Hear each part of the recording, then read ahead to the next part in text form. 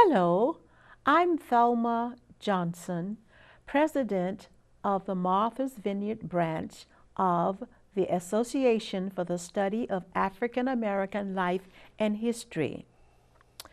The theme for 2018 is African Americans in Times of War.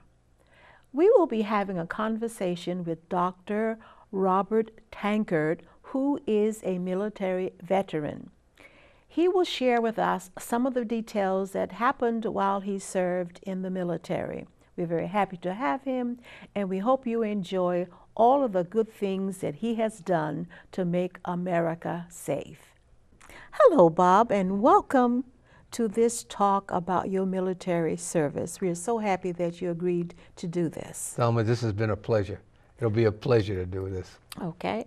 Now, the first question is, were you drafted or did you enlist? No, I enlisted with 10 other guys from the Vineyard right after high school. Okay. And we enlisted, and about 3 or 4 weeks later, we got our draft notices. So the guy that came, the sergeant that came to our school, Sergeant Burton, that came to the high school, said that if you enlist, you have a better chance of getting into the field that you want to get into versus being drafted. So we enlisted. Okay. Now, which branch did you pick? The Army. Oh, you did? Army. My father and my brothers all were military people, and they all went into the Army. So I figured I'd follow along. Okay. Tell me about your boot camp or your training program. Boot camp was, being an athlete, the training wasn't difficult because, we had coaches that put us to training. But boot camp, I took my boot camp in Fort Jackson, South Carolina. And it was warm. The thing about getting up early in the morning, saluting a flag that you couldn't see, running, 4 or 5 miles a day, doing all the physical things, learning about your weapons and all those things like that, learning about combat, they're indoctrinating you on what you're going to face and all the things and how you're supposed to change your whole life. Okay. So that's basically what boot camp was all about. Okay. How did you get through it? I got through it easy. Like I said, athletes listen to their coaches. Your sergeant, your barrack sergeant, was nothing but a coach. So as long as you didn't do anything against him, and you did it for him, you would make it. So, like I said, the physical thing wasn't an issue. You know what I mean? It was, some of the other things that seemed ridiculous. But you knew that you had to do it, and you just did it. So it was 9 weeks, and we knew 9 weeks was going to be over someday. Okay. Which war did you serve in? I entered service in 1964. Vietnam had started in 1960, and it was just about ready to explode. And I had gotten into service just before, so we entered in 64, and I went to Korea in 65, in May of 65. Mm-hmm. Tell me this. What was your job assignment while you were in the service? I was in the medical unit, and my job was a comptroller. I bought all the medical supplies for hospitals, all the drugs, all the furniture, and everything. We bought that. And so when I got to Korea, I had a desk job, and our desk job was to supply the infirmaries with all the things that they needed. Mm-hmm. So we would have to go to Seoul, ASCOM, and to purchase that stuff, and then bring it back up to the front lines. I was stationed in Palwani in Korea, and in Palwani was like 3 miles from the DMZ. So we had to supply all the military outfits around, across the DMZ and everything else, and that was an experience in itself. Wow, I bet. Tell me about 2 of your most memorable experiences while you were in the military. I think one of them was when I got my orders to go to Korea. It was only 2 of us. Everybody else went to Europe. It was about 125 of us. Everybody went to Europe except for me and this guy Smith. We went to Korea. And I said, what is going on here? And the only thing I thought about is my mother. Because my older brother went to Korea during the Korean War. And I said, Lord, I said, God, my mother, at her age now, she couldn't take another guy, but if I have to go, I'll go. was when I got to Korea. We sailed over. It took us 21 days to get over there. But when they put me on this train, now, they put me on the train, I was by myself, and the train started going. And I'm saying to myself, I didn't know if the train was going south, east, or west. But when I got in the train and began to look, and we were on that train for about 6 hours, and as I began to look, there were no trees. Like the tree level became almost just disappeared. And I knew at that moment I was going north, up on DMZ. And when we got up there, yeah, I was up in the 2nd Infantry Division on the DMZ, medical unit. Okay. When you were in the service, tell me this, how did you stay in touch with your family? Well, it was 2 ways. You know, I always thought that maybe I could be on the East Coast.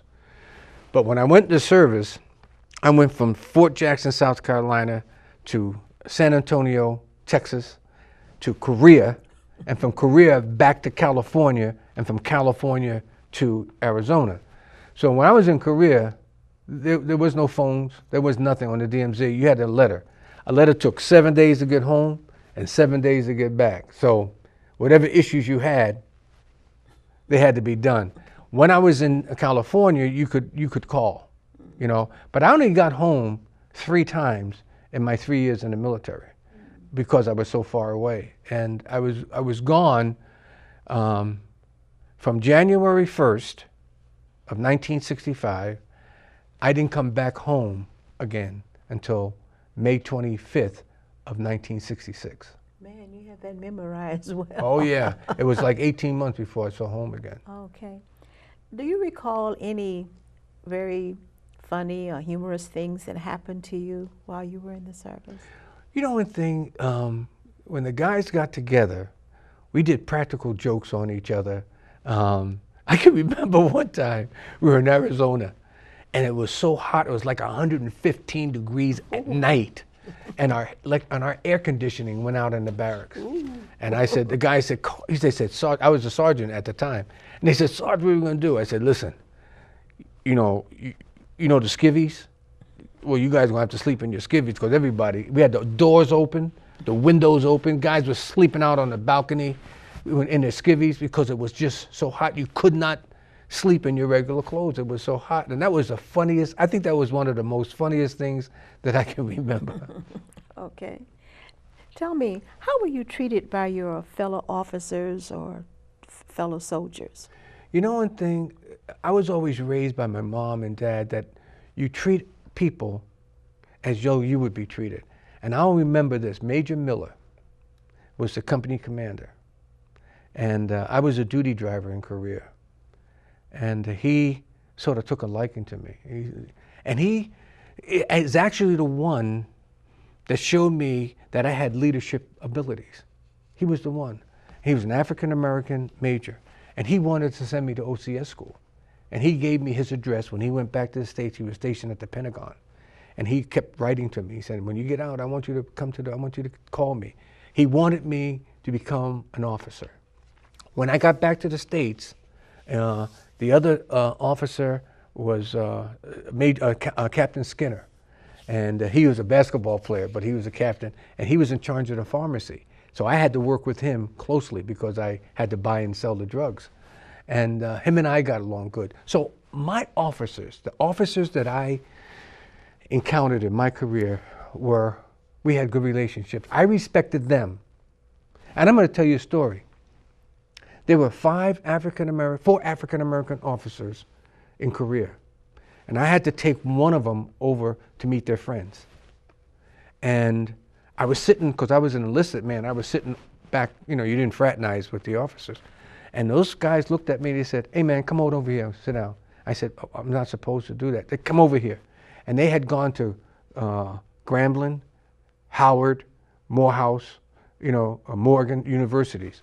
And they said, what are you going to do when you get out of the service? And I said, I don't know. They said, this is what you're going to do.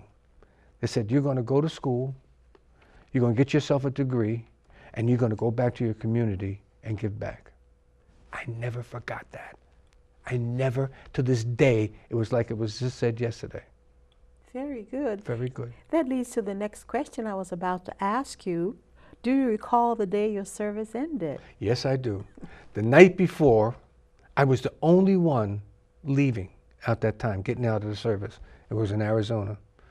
And it was October 4th, 1967. And the night before, they gave me a big party and everything. And the next day, I had my bags packed and everything. And three of the guys that really we got along with, took me in the ambulance and drove me to the airport. And they sat there and had breakfast, brought breakfast for me. And when that plane took off, they stayed there and waited till the plane got out of sight. That's the type of unit and friends that we had. Yep, I remember that day like it was yesterday. Okay.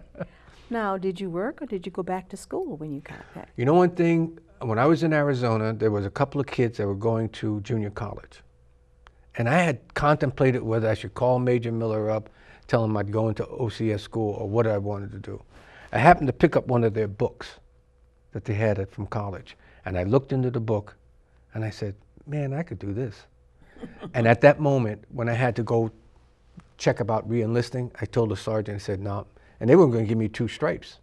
You know what I mean? I said, no. I said, I'm going to go back to school. When I got out of the service, I immediately went up to the high school and asked for them to help me get into junior college, and then went on to the University of Massachusetts. But I knew at that point that I was going on to school. Very good.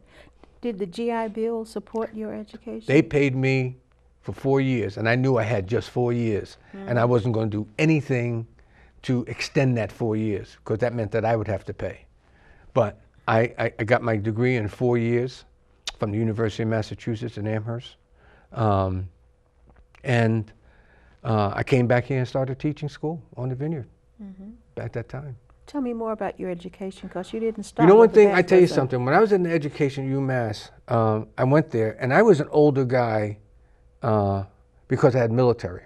There was another guy that was a guy named Smitty he was a captain in the Marine Corps. He was in the reserves. So him and I got along real well because we had military. But Smitty worked in the training room at the university. The other guys were guys that either were on the football team. Natalie Cole was was in my class. Jules Irving was in my class, and a guy named Bob Pina we were all there together. But I was the older of the guys, and I knew that my focus was to finish in school. So I did things, and in fact, it was 4 of us, 3 servicemen that started the campus bus service around the University of Massachusetts. And I was the one that was taught the driving and payroll and special drive, because I had a class 1 license at the time. But my experiences in school was I met good professors, I learned, and I knew if I hadn't had my mom, my dad, my family, and my athletic career, I don't know if I could have made the challenge. But my military time made me the man. Okay. And after you finished your bachelor's, where did you do your master's work? I came back here, and I married my wife, had a couple of kids, and I said to myself, I didn't want to just be a teacher all my life. I wanted to be a teacher, but not in the same realm as being an educator like that. And I wanted to be an administrator. So I started going back to the Bridgewater, at that time it was Bridgewater State College, for my master's degree in school administration. And I was going back, piece by piece. And then in 1985, I said, nah, this is crazy. I got to finish this up.